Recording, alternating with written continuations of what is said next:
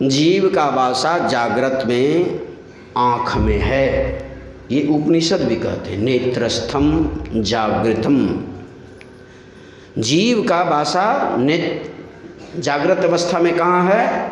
नेत्र में। ऐसा नहीं दोनों आँखों के बीच में, ऐसा नहीं, नेत्र में। ये सदा याद रखना चाहिए, दोनों आँखों के बीच में और नेत्र में बड़ा फर्क है, दोनों में महान अंतर है। जागृत में जीव का वासा नेत्र में है, स्वप्न में जीव का वासा कंठ में है, सुषुप्ति में जीव का वासा हृदय में है। और तीनों जगह आफत लगा हुआ है। क्या आफत लगा है? नेत्र में रहने पर भी, स्वप्न में रहने पर भी और गहरी नींद में रहने पर भी अंधकार नहीं छूटता है। और अंधकार में रहना, सदा याद रखना है, अंधकार में रहना पखाना के घर में रहना है। सीधा सीधा समझिए, अंधकार में रहना ठीक ठाक जगह नहीं है, अच्छा जगह नहीं है। लेकिन जीव की आदत हो गई किसके माध्यम से, किसका सहयोग लेकर के? शरीर और इंद्रियों का सहयोग लेकर के। क्योंकि इंद्रियों को विषय चाहिए, इसको परमात्मा ब्रह्म कुछ नहीं चाहिए। इंद्रियों को क्या चाहिए? विषय चाहिए। पांच ही पांच परस रस शब्द गंध और रूप, इनकर कहा न कीजिए बहुरी परब भव कूप। आँख को रूप विषय चाहिए, कान को शब्द विषय चाहिए, नाक को गंध विषय चाहिए, जीवा को स्वाद विषय चाहिए, चमड़ा को स्पर्श विषय चाहिए। और तमाम इंद्रियां हैं। कहीं इसको याद होने देगा, जीव को याद होने देगा परमात्मा को?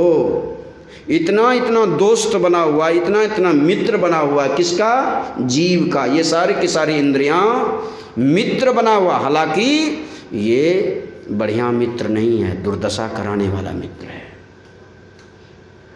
ये कभी भी जीव के साथ विश्वासघात कर सकता है। ये इंद्रियां अपनी स्वार्थ के लिए, इंद्रियां कभी भी जीव को ठेंगा दिखा सकता है, कभी भी।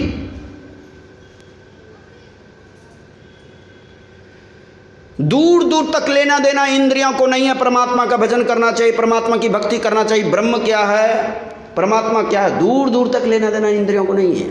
ये मैं नहीं बोल रहा हूँ, ये वेद कहते हैं। वेद के पढ़िए, चौथे मंत्र को पढ़िए, गुरु महाराज ने दिया है सत्संगियों के चौथे मंत्र।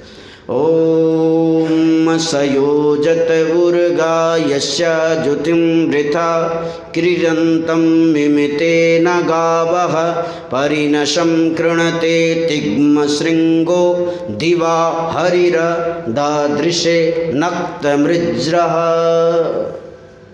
वेद भगवान कहते हैं, हे मनुष्यों, हाथ पैर गुदा लिंग रसना कान आँखें मन बुद्धि आदि इंद्रियों के द्वारा ईश्वर को प्रत्यक्ष करने की चेष्टा करना झूठ एक खेल करना है।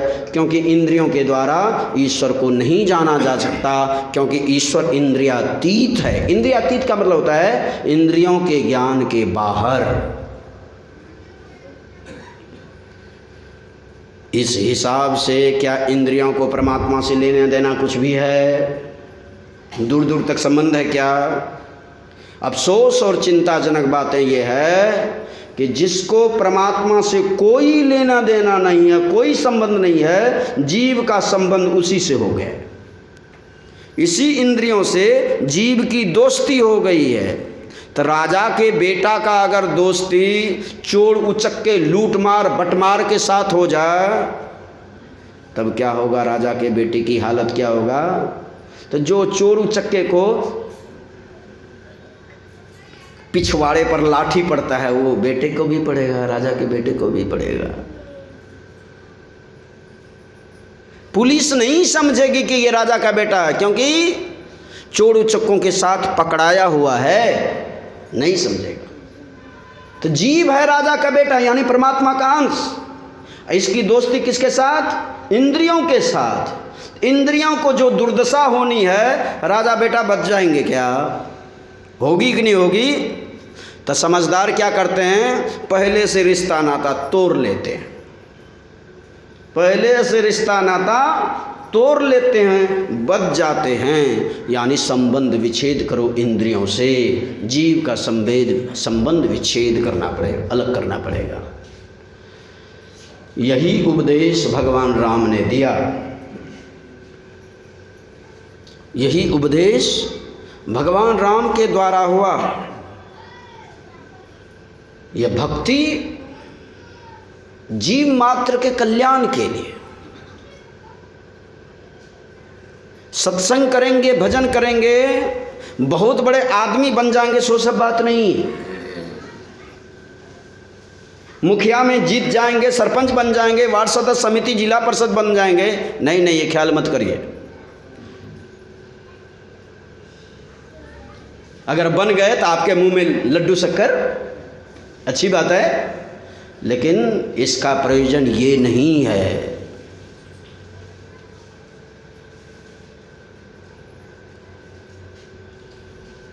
इसका प्रयोजन है, हम लोग रोज़ सवेरे का स्तुति विनती में गाते हैं, शायद याद रखना चाहिए उस बात को। क्या गाते हैं? आज भी गाए हैं सवेरे सवेरे, मायाबद्ध जीव आवागमन के चक्र में पड़ा रहता है, इस प्रकार रहना जीव के सब सुखों का कारण है। हाँ, भूल भाग लगी, दुखों का कारण। लेकिन हम सब तो मानना चाहिए वह